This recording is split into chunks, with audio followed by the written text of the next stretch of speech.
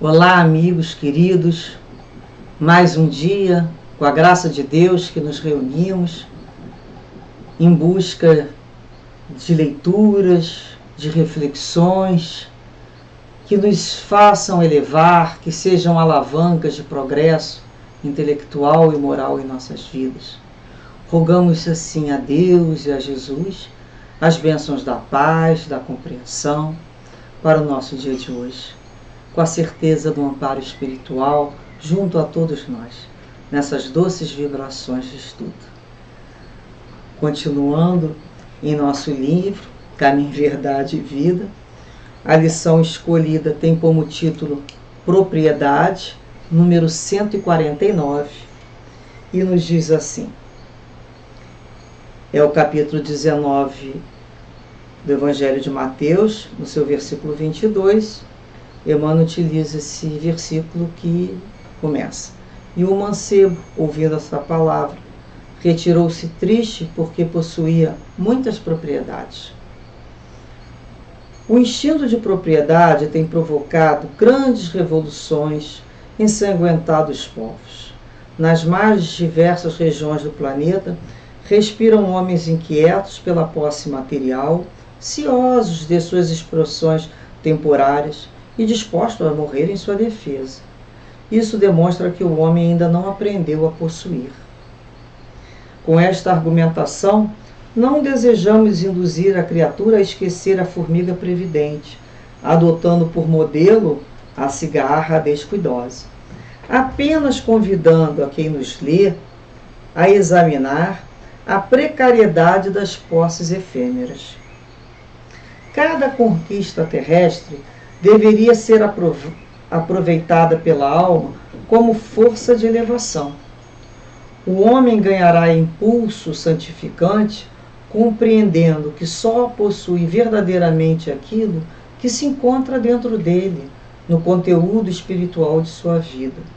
Tudo que se relaciona com o exterior, como sejam criaturas, paisagens e bens transitórios, pertence a Deus, que lhes concederá de acordo com os seus méritos. Essa realidade sentida e vivida constitui brilhante luz no caminho, ensinando ao discípulo a sublime lei do uso, para que a propriedade não represente fonte de inquietações e tristeza, como aconteceu ao jovem dos ensinamentos de Jesus. Bem, a gente vai lembrar muito, com essa prestação do Emmanuel, do capítulo 16 do Evangelho segundo o Espiritismo, que tem como título Não se pode servir a Deus e a Mamon.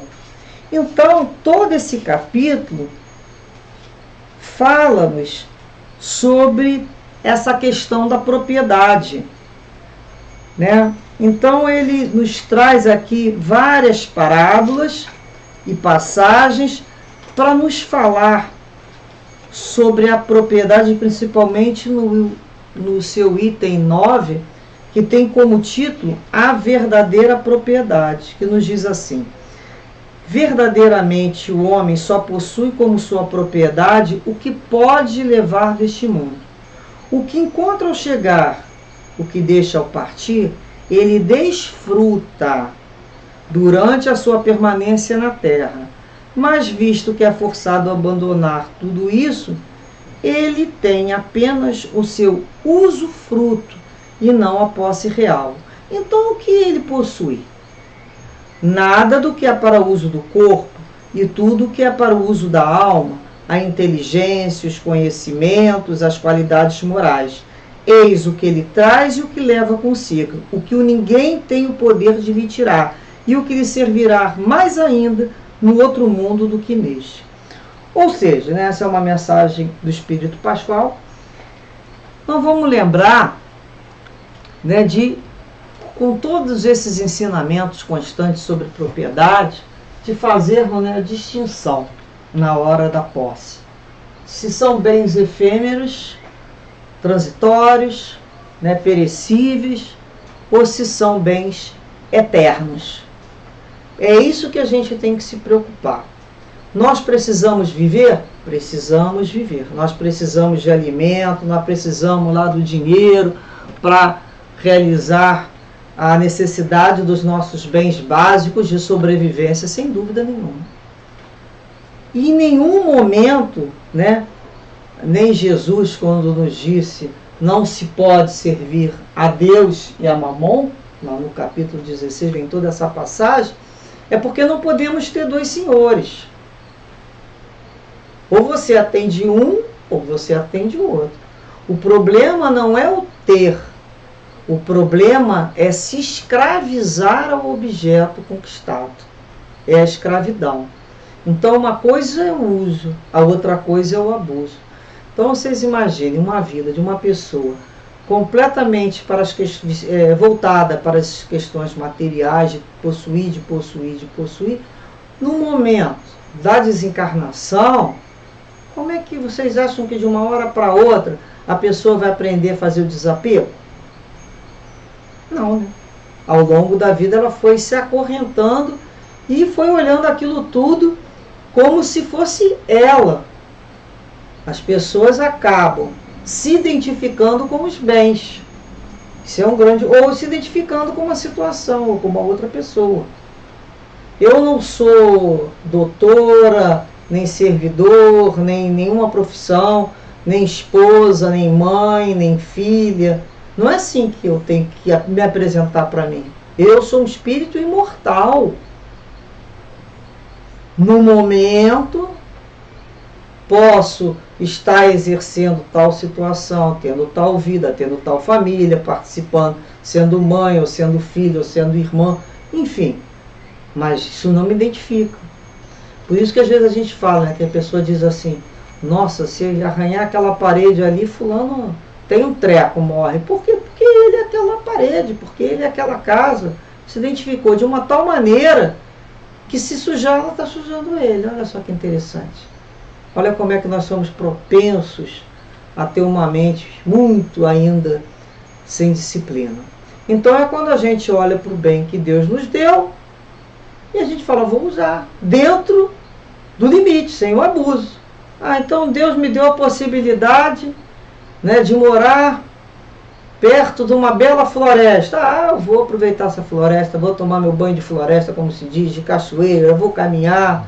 Ah, se numa outra reencarnação nascer perto do mar, ai que bom, vou aproveitar o mar, vou lá, não sei o que. Ah, Deus me deu a oportunidade nessa vida de ter uma família. Puxa vida, vou utilizar isso como uma alavanca de progresso.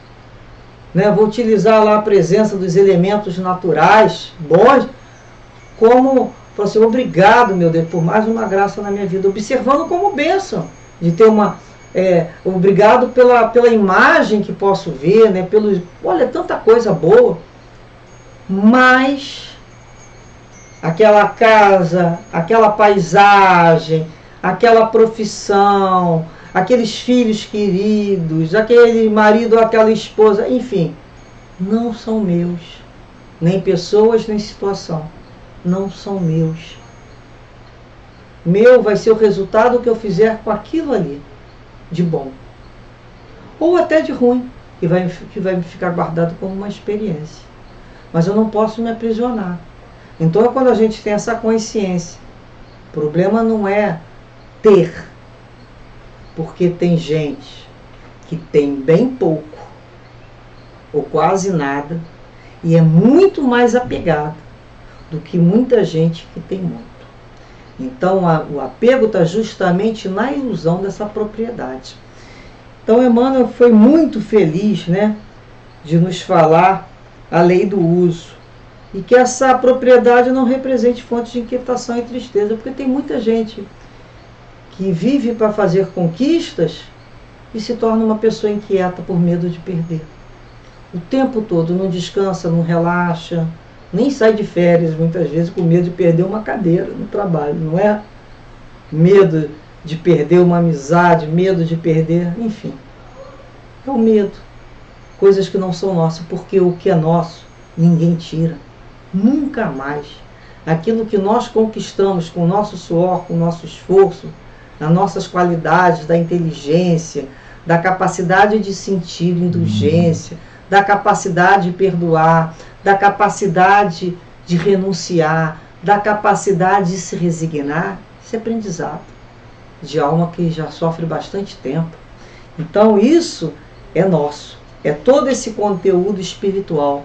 E nós seremos herdeiros de nós mesmos, porque levaremos todos esses bens espirituais conquistados para a nossa próxima reencarnação. E trouxemos das outras aquilo que já tínhamos. Nós somos herdeiros de nós mesmos. Que saibamos organizar o nosso patrimônio espiritual com aquilo que é de eterno. Busquemos sempre as bênçãos de Deus, a justiça de Deus e sua misericórdia, e todo o restante virá por acréscimo. Muita paz a todos.